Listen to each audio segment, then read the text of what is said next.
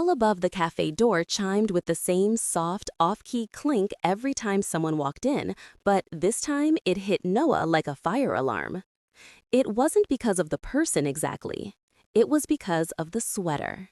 He saw it first, a soft, worn forest green sweater with a tiny snag on the left sleeve near the wrist and a faint, almost invisible bleach spot on the hem where he'd accidentally splashed cleaner that night he'd tried to scrub the kitchen floor with extra effort instead of actually dealing with his life.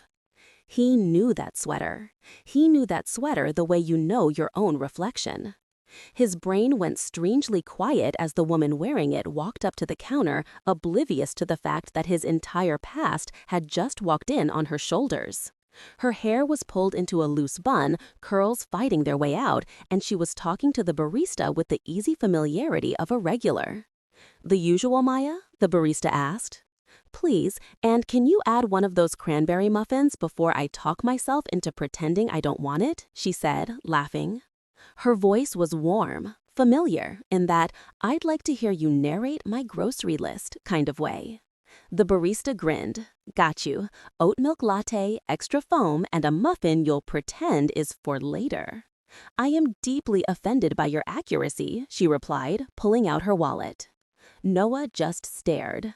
The sweater looked exactly the same and completely different. On him, it had always felt like an emotional security blanket with sleeves. On her, paired with dark jeans and worn-in boots, it looked like something out of an indie film, cozy, unbothered, quietly bold. "That's my sweater," he murmured before he could stop himself. The guy at the table next to him, a stranger typing furiously on a laptop, glanced up. "What?" Noah blinked. "Nothing, sorry." He dragged his attention back to his own laptop, where a half-finished email glowed accusingly on the screen. The subject line, "Proposal draft final." The body, absolutely nothing. He hadn't written a word. He couldn't, not while the past 3 years were suddenly personified and standing 15 feet away waiting for her latte. Because 3 years ago, Noah had stuffed that very green sweater into a donation bin behind the Sunrise Community Shelter on a night when his life had been on fire. Back then, the sweater had been the last good thing he owned that he cared about. He'd lost his job, his landlord regretted to inform him that his lease wouldn't be renewed. His dad's health had been slipping away by inches for months, and then, all at once, in the span of a single terrible phone call. The sweater had been a gift from his father on Noah's 21st birthday. "You'll have important meetings one day," his dad had said, draping the sweater over his shoulders. "If you're going to change the world, you can't be cold." They'd laughed. It had been too big then. It had fit perfectly right when things went wrong. The night he donated it, he was moving out of his tiny apartment because he couldn't afford it anymore. He'd kept shoving things into boxes, then taking them back out. The sweater had sat on the bed, seeing everything. It had seen him ignore calls from collection agencies. It had seen him reading medical bills and pretending the words were just static. It had soaked up the salt of his tears. He'd almost kept it. Instead, in a moment that felt like ripping off a bandage and his own skin, he'd folded it carefully and walked under a sky that wouldn't stop raining to the donation bin. "I can't carry everything," he'd whispered to no one, hand lingering on the metal edge. So, yeah. In it went, his last little bit of softness. He'd stood there in the rain like an idiot, watching the empty slot as if the sweater might climb back out and say, "Just kidding." It hadn't. He'd walked home feeling naked. And now, here it was, on a stranger, 3 years later, in a cafe he'd only come into because his usual spot was closed for renovations.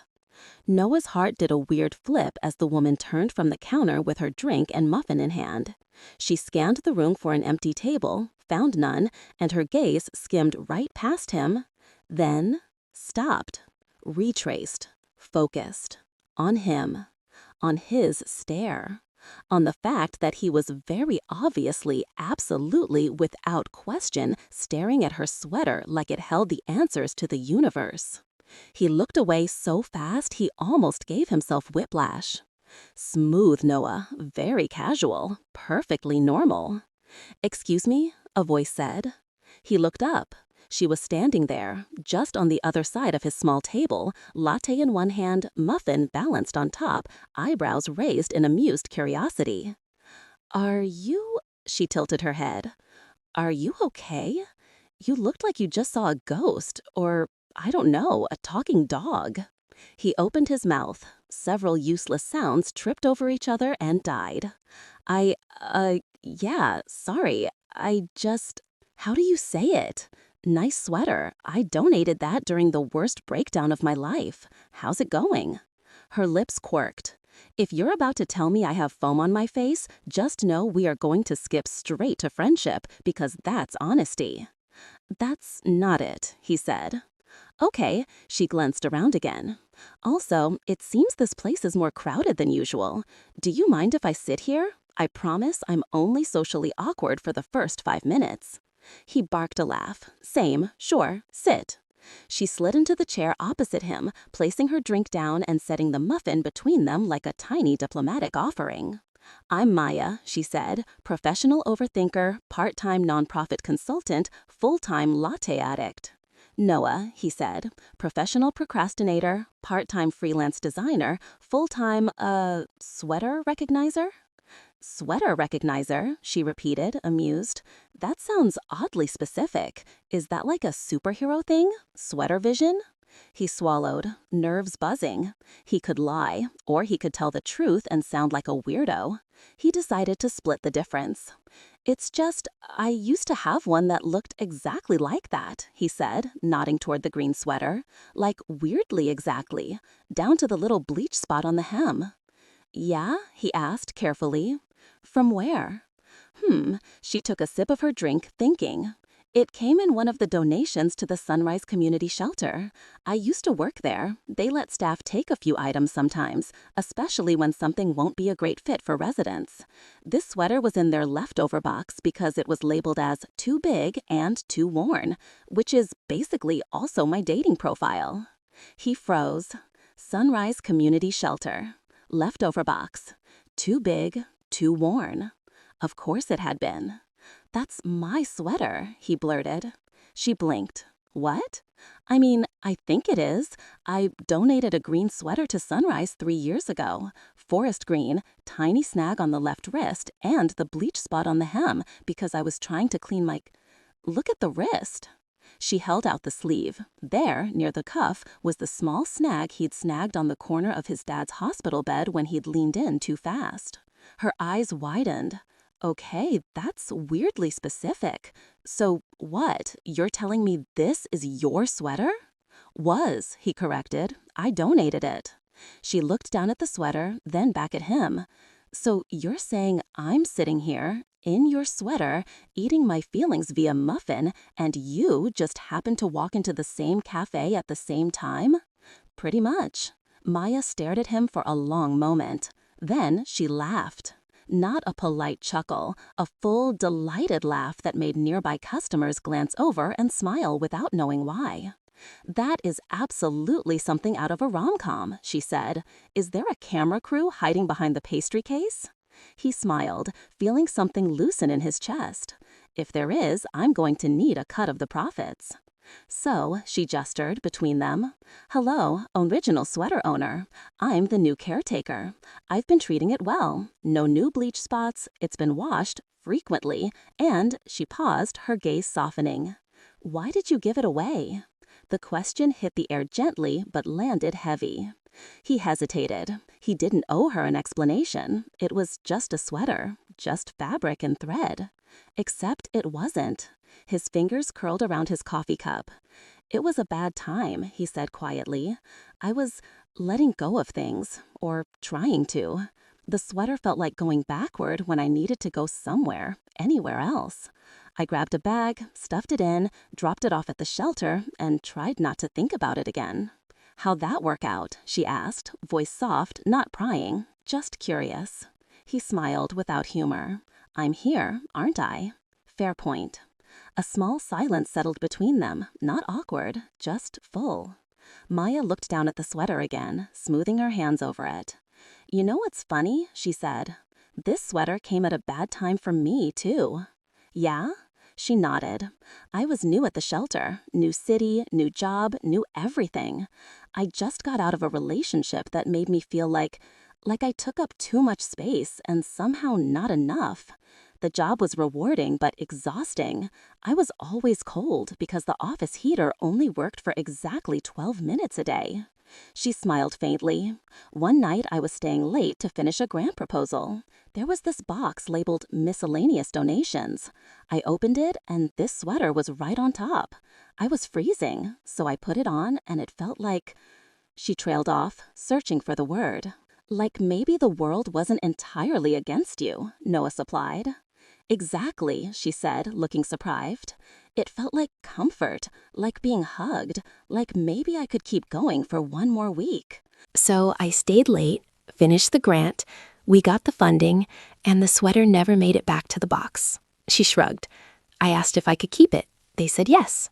It's been mine ever since. Noah swallowed past the sudden lump in his throat. So your bad time sweater, she said, gesturing at herself, became my good luck sweater. Something behind his ribs cracked open. He wondered, not for the first time, if the universe sometimes took broken things and quietly handed them to someone who needed them, like a cosmic thrift store with very good timing. That's kind of amazing, he said. Maya smiled. I like to think so. Her phone buzzed on the table. She glanced at it and winced.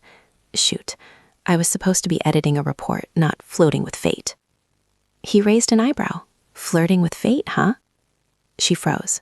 Did I say that out loud? Yes, he said, grinning. She groaned, burying her face in her hands for a second. I'm blaming the caffeine. Anyway, she reached into her bag, pulled out a small notebook, and tore off a piece of paper. I should probably get back to pretending to be a responsible adult, but... She scribbled something quickly, then slid the paper across the table. If you ever want to hear more about your sweater's adventures, or, I don't know, grab coffee under less weird circumstances, text me. He looked down. Her number, a little star doodle, and a simple phrase. Thanks for donating this when you did. It found me when I needed it.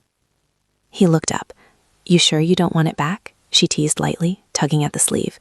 No, he said, surprising himself with how certain he was. It looks better on you. Good answer, she stood. See you around, Noah. Yeah, he said. See you, Maya. As she left, the bell chimed again. Noah looked at the scrap of paper and felt for the first time in years that maybe he wasn't carrying everything by himself anymore. Maybe he'd handed part of his story to the right person without even knowing it. He didn't text her for 3 days. It wasn't that he didn't want to. He was scared. He kept taking the paper out of his wallet, reading the little line she'd written, and putting it back. On day 1, he convinced himself he was too busy. On day 2, he told himself she'd probably forgotten the whole thing. On day 3, his best friend Jonah set him straight. They were sitting in Noah's apartment, takeout boxes spread across the coffee table, a basketball game humming in the background. Noah was half listening, half staring at the paper again. What's that? Jonah asked, mouth full of lo mein. Nothing. Cool, Jonah said, reaching over and grabbing it. I love nothing. Hey. Jonah read it, eyebrows raising. Oh, this kind of nothing. A girl's number with a doodle and gratitude. This is like bordering on a love letter, man. It is not a love letter, Noah muttered, snatching it back. Maybe not yet, but it could be chapter 1, Jonah said. You gonna text her or just stare at the ink until it fades?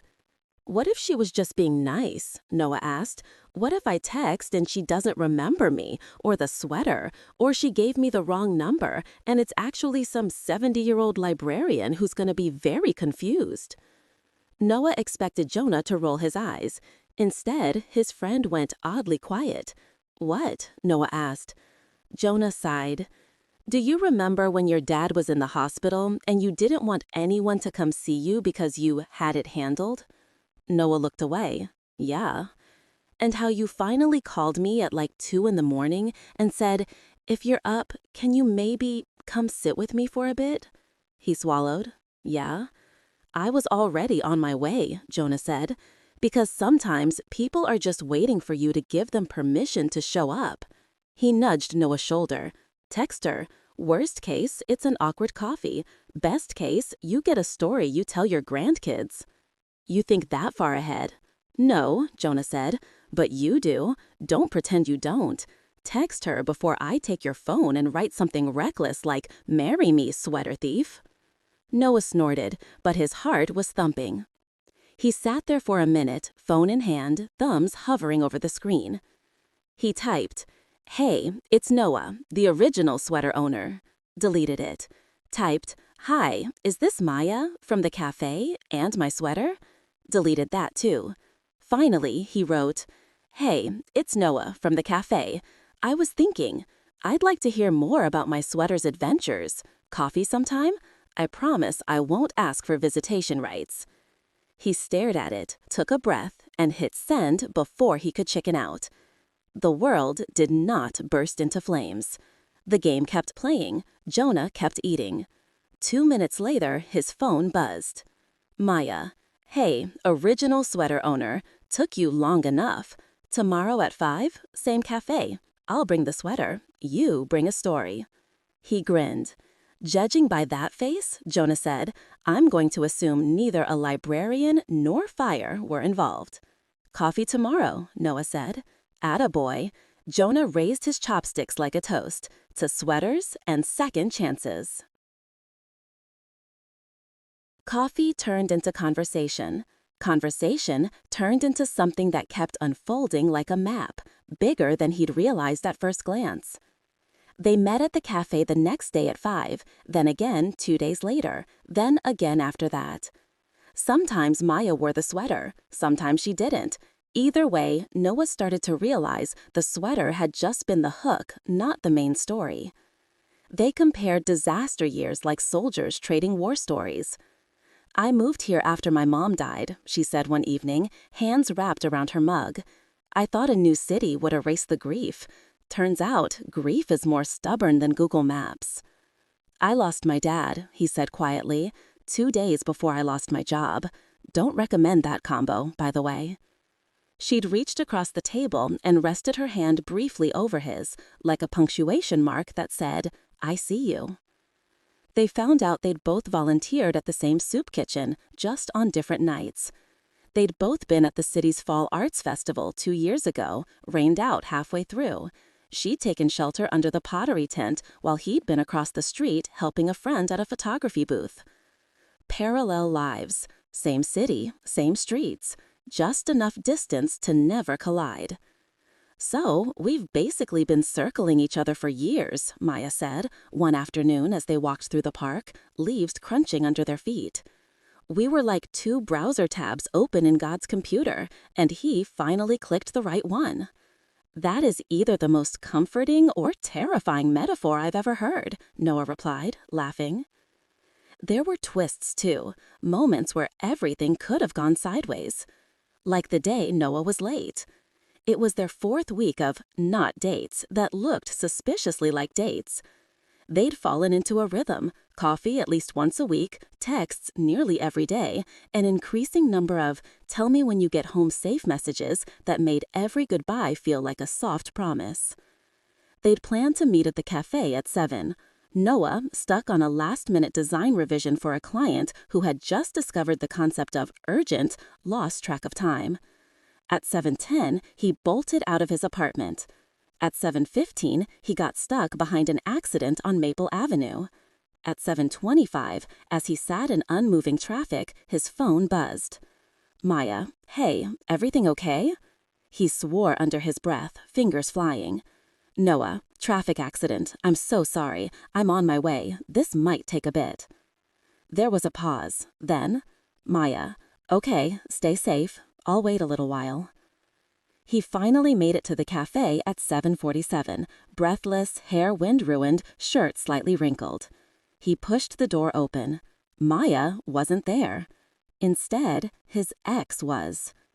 Of all the twists the evening could have taken, running into Jenna was not one he'd considered. She was at the counter, ordering, looking almost exactly the same. Sleek bob, expensive coat, an aura of always knowing where she was going. She turned, saw him, and froze, then smiled, the practiced, polished smile he'd once been so eager to earn. "Noah," she said. "Wow, it's been a while."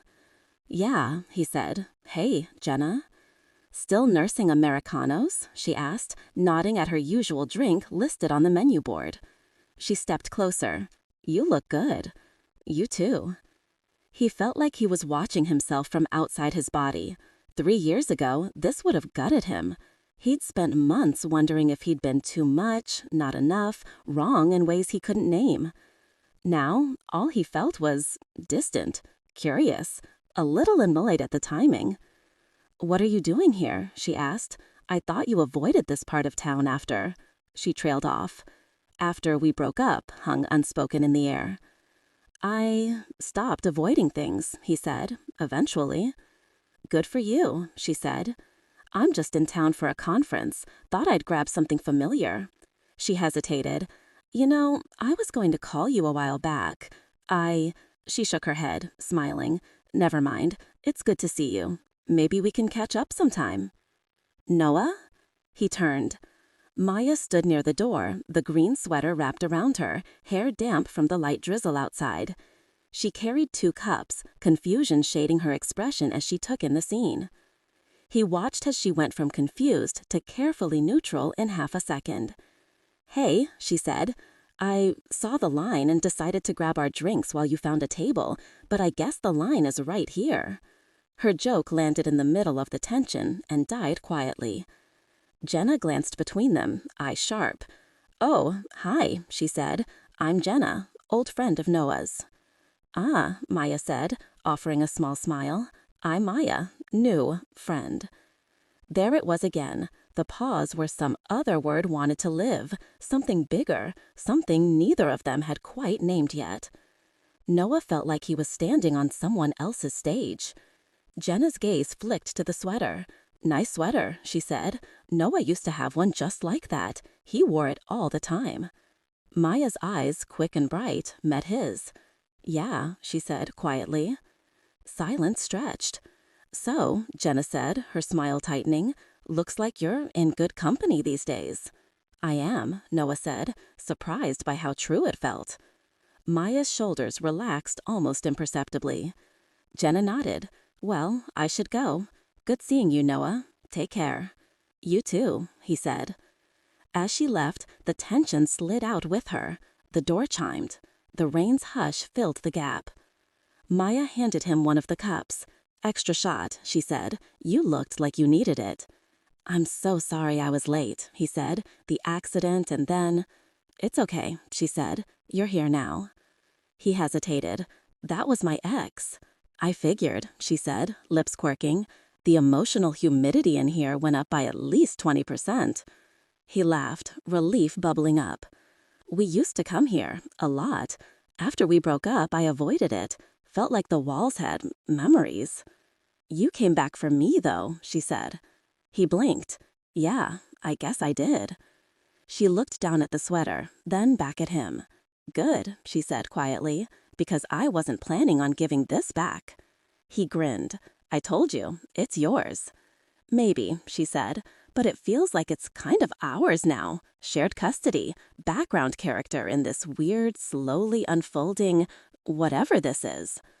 Parallel life collision." "Story we'll tell someday," he said. Her eyes softened. "Yeah," she said. "Maybe it is." Of course, nothing stays simple for long. The next twist came 2 months later, in the form of an email. Noah had started to find his footing again. Freelance work had picked up. He'd landed a steady contract designing promo materials for a small theater company. He'd even gotten a call from a nonprofit about branding their citywide mental health campaign.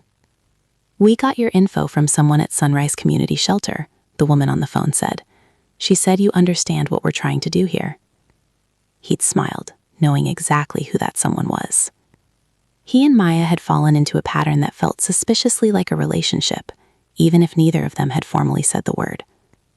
They had inside jokes, they had favorite spots, they had a shared notes app list called Things We Want to Remember When We're Old, where they added everything from profound quotes to the time they'd gotten caught in the rain and ended up dancing under a bus stop awning while an elderly couple clapped. They'd also started sharing their creative work. Maya showed him the grant proposal she wrote, the community program she designed, small, sturdy bridges she was building between pain and possibility. He showed her his designs, his branding concepts, and one night when they were both a little too tired to keep their defenses up, the notebook of ideas he'd been collecting for years. "I want to start my own studio," he admitted, staring at the notebook. "Not just freelance, a place that partners with nonprofits and community projects. Good design for good causes. My dad used to say, if you're going to work hard, make sure it matters to someone besides your boss. I've been scared to actually try." "Why?" she had asked. "What if I fail?" he said. "What if you don't?" she said. "What if you're everything you think you're not yet?" The email came from a regional organization he'd only dreamed of working with. They wanted to hire a creative agency to lead the branding for a multi-city initiative. It was the kind of contract that could launch his studio for real. He read it 3 times. "You have to apply," Maya said when he told her. They were sitting on her small couch, the sweater draped over the back like a silent witness. "They're asking for an agency," he said. "I'm just me." "So be an agency of one for now," she said. "You can build the rest as you go. You have the skills, the experience, and half a notebook full of ideas. And," she looked at him steadily, "you have me. We can figure out the business stuff together. Applications, structure, spreadsheets. I speak fluent bureaucracy." He smiled. "You really think I can do this?" "I wouldn't be sitting here if I didn't," she said simply. He applied. He poured everything into the proposal. His story, his vision, his design samples. He stayed up until 3 a.m, the sweater over his shoulders because he'd started to associate it less with loss and more with anchoring. He hit send. 3 weeks later, the reply came. "We'd love to move you to the next round. Can you meet us at Sunrise Community Shelter for the presentation?" He stared. Sunrise. Of course. "They're partners on the initiative," Maya explained when he called her, voice buzzing with excitement. "They must be hosting the presentations there. It makes sense. That's home base." Home base for her. Graveyard for some of his ghosts. "You don't have to do this," she said gently when she saw his expression. They were in the park again, on their usual bench. "You can say no." "I want to say yes," he said. "I'm just scared I'll walk in and all those feelings will walk in with me." "Then let's walk in together," she said. "I'll be there. I still do consulting for them. I'll probably be in the room." He blinked. "You will?" "Yeah," she said. "Conflict of interest much?" She smiled. "Don't worry, I won't rig it. But I'll know you're there. You'll know I'm there. We can face the ghost together." He thought about the night he'd dropped the sweater into the donation bin, alone in the rain. He thought about Maya, pulling it on years later under flickering office lights, and feeling like maybe she could keep going. He thought about the way she'd quietly pushed him towards this chance, gently but firmly. "Okay," he said. "Let's do it." The day of the presentation, he wore his best shirt and his steadiest nerves. He stood outside the shelter's entrance, the one he'd walked past too fast that night years ago, and took a breath. Maya appeared at his side, wearing the green sweater over a simple black dress, a lanyard with her name and the organization's logo around her neck. "You ready?" she asked. "No," he said honestly, "but I'm here." "That counts," she said. She slipped her hand into his, squeezing. "You've got this." Inside, the shelter looked different than he remembered. Brighter, busier. There were murals on the walls now, colorful depictions of hands holding each other, houses with open doors, paths leading from dark to light. He recognized the style. "Did you design these?" he asked.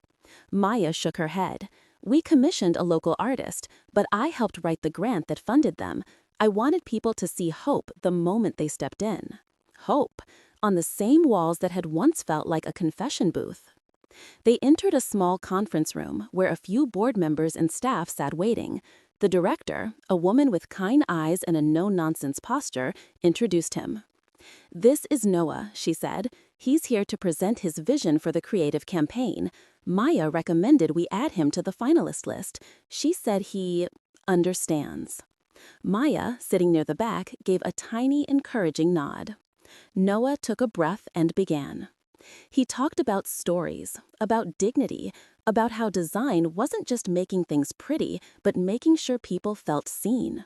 He shared mock-ups of posters featuring real shelter residents, represented conceptually with anonymous silhouettes and quotes, color schemes that echoed the murals, campaign names that centered resilience rather than pity. He talked, finally, about the night he'd come to this very shelter, not for services, but to drop off a sweater and his pride. "I thought I was just donating clothes," he said, voice steady. "I didn't know I was leaving something behind that would eventually find someone else who needed comfort as much as I did. This place, this work, it all matters more than you know. I'd be honored to help tell that story." When he finished, there was a beat of silence. Then the director smiled. "Thank you, Noah," she said. "That was powerful. We'll be in touch soon." Outside, in the hallway, his legs felt like they'd been swapped with rubber. "That was amazing," Maya said, coming over. "You didn't just sell them on branding, you made them feel it." "I almost forgot half of what I wanted to say," he admitted. "Good," she said. "The half you remembered was real." He laughed, tension draining out. "Thank you for pushing me, for everything." She shrugged, suddenly shy. "You can thank me when they email you with good news." They didn't have to wait long. 2 days later, he was in his kitchen making dinner when his phone buzzed. He opened the email, read the first line, and leaned back against the counter, hand covering his mouth. "Yes," came Maya's voice over speakerphone. "I can feel your reaction through the cellular network." "They picked me," he said. "They want to work with me. They used the word partner." Her joyous yell nearly blew out his speakers. "I knew it," she said. "You did it." "We did it," he corrected. He could hear her smiling. "You realize this means I get to boss you around in meetings now, right?" "Please, you've been bossing me around for months." "True. Now it just comes with an agenda and a Zoom link." He laughed, giddy.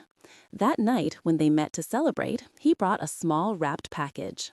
"What's this?" she asked, eyeing it suspiciously as they sat at their table in the café. "Open it," he said. Inside was a new sweater. Forest green, soft, simple, almost identical in color to the old one, but clearly brand new. No snags, no bleach spots, a fresh start version. "Oh," she said, fingers trailing over it. "Noah, it's beautiful." "You've been sharing mine for months," he said. "Thought you deserved one that didn't have to shoulder all that history." She looked at him, eyes shining. "But I like the history," she said. "It brought us together." He smiled. "I know. That's why." He reached into his bag and pulled out the original green sweater. It looked smaller now. Not physically, it was the same size, but next to the new one, its worn edges and faded fabric told a much longer story. "You kept it?" she asked, surprised. "They found it in storage," he said. "I asked the shelter director about it, jokingly, after the presentation. She said they do seasonal cleanouts, and some items get moved around. It's been in a box in the back for a while, labeled MISC. They said I could take it if I wanted." He laughed softly. "They actually thanked me for donating it in the first place. Apparently, it's part of their history now." Maya shook her head in wonder. "So now what? We trade?" "I was thinking," he said, "we retire this one from active service." "Retire it?" she repeated. He nodded. "Frame it. Hang it in the office of the studio I'm going to build. Our first studio. Yours and mine. A reminder that sometimes what you let go comes better than before. And sometimes it brings company." She stared at him. "My studio?" she said slowly. "Ours," he corrected. "You said you're tired of watching organizations you love settle for mediocre design and confusing messaging, right? And I'm tired of designing things that don't matter. We already work well together. Why not make it official? Business partners, co-founders, co-dreamers, whatever you want to call it." He hesitated, words suddenly feeling bigger than the room. "And as for the other thing, I'd also really like it if we could stop pretending this is just coffee and sweaters and parallel lives." Her lips parted. "Noah," she said carefully, "are you asking me to start a business and a relationship on the same day? That's some efficiency." He laughed, nerves jangling. "Maybe. I don't know. I just know that every good thing that's happened lately has you somewhere in the frame. And I'd like that to be true going forward. Professionally, personally. He met her gaze. No more parallel, just together. Silence stretched, full but not breaking. Finally, she reached for the original sweater, holding it between them. You know, she said softly, the first night I wore this, I was sitting alone in a cold office, wondering if I'd made a huge mistake, moving here, changing jobs, leaving everything. I told myself, just one more day, one more week, one more try. She looked up at him, eyes shining. I'm glad I stayed, she said. I'm glad you let it go. I'm glad we both kept going long enough to end up in that cafe at the same time. She took a breath. So yes, let's frame the sweater. Yes, let's build something that matters. Yes, let's see where this whole business and more thing goes. I can't promise it'll be simple, but I can promise I'm in. He laughed, relief and joy tangled together. Is now a bad time to admit I had a whole speech planned? Terrible time, she said, but you can give it to me later, maybe at our office warming party. Deal, he said. She stood and walked around the table, sliding into the chair beside him instead of across. The shift felt symbolic, parallel lines finally intersecting. She held up the original sweater like a flag. To our accidental matchmaker, she said. To Fate's favorite thrift store, he replied. She laughed, then leaned in and kissed him. It wasn't fireworks, it was something better, a deep exhale, like finally setting down a weight he didn't know he was still carrying. When they pulled back, the cafe hummed around them, cups clinking, milk steaming, the off-key jingle of the bell as someone left. Ordinary sounds, wrapping around an extraordinary moment. Just so you know, she said, smirking, I fully plan on wearing both sweaters, frequently. Shared office thermostat battles are inevitable. You've been warned. I look forward to losing every single one, he said. The answer, she murmured. Months later, their studio, named Parallel & Co., after a long night of brainstorming and bad puns, had a small but mighty client list. On one wall of their office hung framed photos of the campaigns they'd created together. On another wall, in a simple black frame with a small brass plaque, hung the forest green sweater. The plaque read, That's my sweater. Donated in a season of loss, found in a season of need, retired in a season of new beginnings. Proof that what you let go of can still come back to bless you. Visitors always asked about it. Sometimes, if they had time, Noah or Maya would tell the whole story. Sometimes they just said, it's how we met, and watched people fill in the blanks with their own hope. One evening, as they were closing up, Maya stood in front of the sweater, arms folded, head tilted. You know, she said, somewhere out there might be someone wearing a jacket I donated on a really bad day. Maybe they're sitting in a cafe right now, telling a stranger about it. Think they're falling in love too? Noah asked, coming up behind her, wrapping his arms around her waist. Maybe, she said, leaning back into him. But I like to think that somewhere, someone's bad day donation is becoming someone else's good day comfort. It makes all the twists and turns feel less random. He kissed the top of her head. I'm glad you picked this one out of the box, he said. You could have grabbed something else. I almost did, she admitted. There was this ugly purple cardigan with shoulder pads. For a solid 5 seconds, it was winning. He laughed. Wow, parallel universe where we never meet because you chose 80s fashion. Terrifying, she said. Thank God I have good taste. They stood there for a moment, quiet and content, watching the last light of the day reflect in the glass over the sweater. Hey, original sweater owner, she murmured. Still glad you let it go? He thought about everything that had happened since. The late nights, the laughter, the shared fears, the projects that made them both cry in the best way, the slow, steady building of a life that felt both fragile and unbelievably strong. Yeah, he said, I am. She smiled, laking her fingers through his. Me too, she said. Outside, the city went on, people rushing past with their own stories, their own losses and finds, their own donated sweaters and unexpected second chances. Inside, in a small office that smelled like coffee and printer ink and possibility, a framed sweater hung as quiet proof that sometimes the things you think you're giving up forever are just being sent ahead, waiting for the moment your life finally catches up.